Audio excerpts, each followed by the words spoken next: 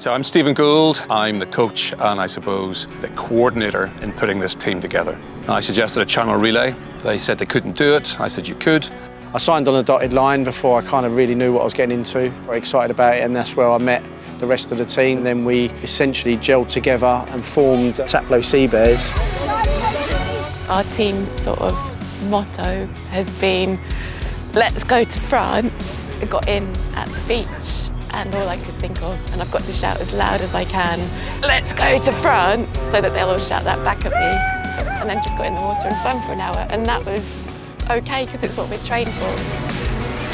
I would say physically, myself and everybody else got ourselves prepared suitably for it, physically. I don't know that we all was really aware mentally how hard it was going to be. Well done, The swims were really tough, but just like with things that are difficult, you just have to focus on putting one arm in front of the other.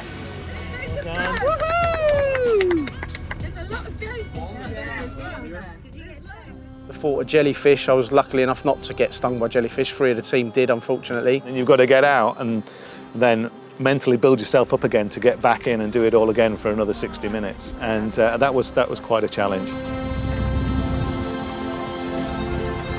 It's a bit like being in a washing machine. It was so lumpy and bumpy at points. You try to breathe and sometimes you get smacked by a wave in the face. I swam, I think, about midnight, and it was dark and you were trying to avoid the boat and got a massive bright light on you. It was a massive spotlight which is there for the pilots to see us. It's just completely disorientating, like when they talk to you and they shine bright lights in your face. It was horrible. I was blinded by this light and I wasn't sure where I was. Was it this light here? I ended up trying to breathe, looking out to sea, which meant I couldn't see anybody on the boat. I could hear them, but I couldn't really see them. And it's just this kind of really lonely experience.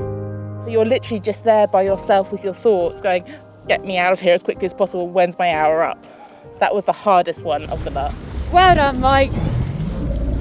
Right, sit down. How did you enjoy that?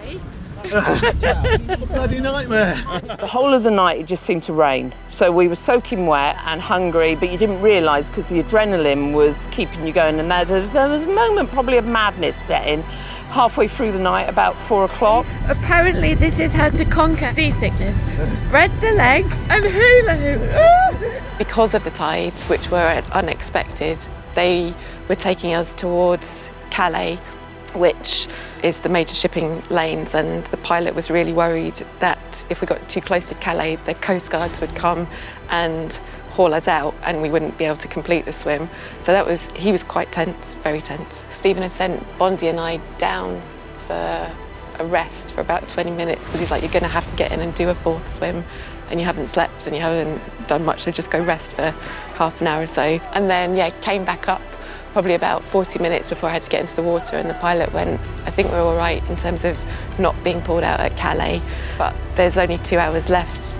20 hours is the max that you have to do it under 20 hours. 2 hours left.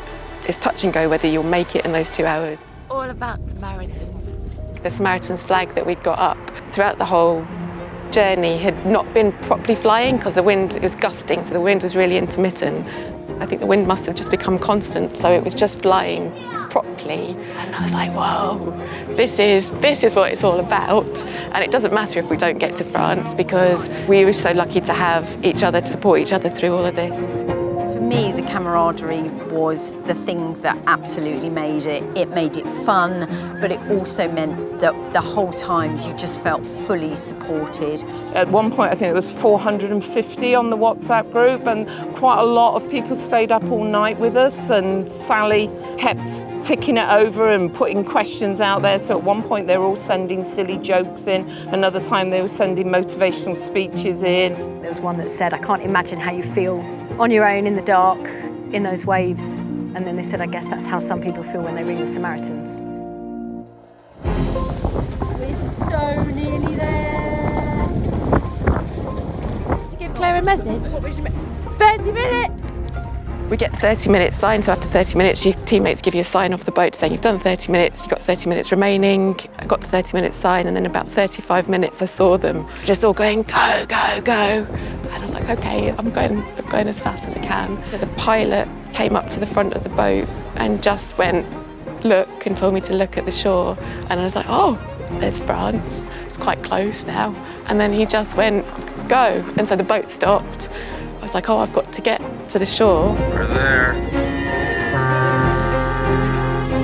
It's just like, my God, this is bonkers. Shouldn't have happened, but yeah, it was wicked. We went to France. To be on that boat and see what they've achieved, I'm incredibly proud of them as a team. Every single one of them did it. It was a team effort. Pilots thought we wouldn't keep up the support, the enthusiasm, and we did. We never wavered 1 minute in the entire near 19 hours on the channel. I don't think it's computed how much money we've raised. The Samaritans lines cost £500 an hour for the lines to be open. So 24,000, which is where we're on currently, that's like 2 days of solid line coverage done for the year. But when you think it's 365 days a year, it's tip of the iceberg type thing. But it's a little bits that help. The money that we've raised, although a considerable amount of money, will keep them going for only a short period of time. So more money is required. No times are tough. We're all in difficult position, but any additional donations will make a huge difference. Here at Taplow Lake, we do blue wellbeing courses, which are designed to introduce you to the open water and actually help you understand how the cold water can improve your health and wellbeing. We feel really grateful that we've got a fantastic community around us here and lovely friends and family, a lot of us. But obviously for some people, they don't have that network and that support. So the Samaritans is there as a backup for anything that anybody just needs to talk through and think about. Open water swimming has a really positive effect on people's health and well-being, and particularly people's mental health. Taplow has got a thriving swim community, and that is also a great thing because of the social benefits of being part of that community.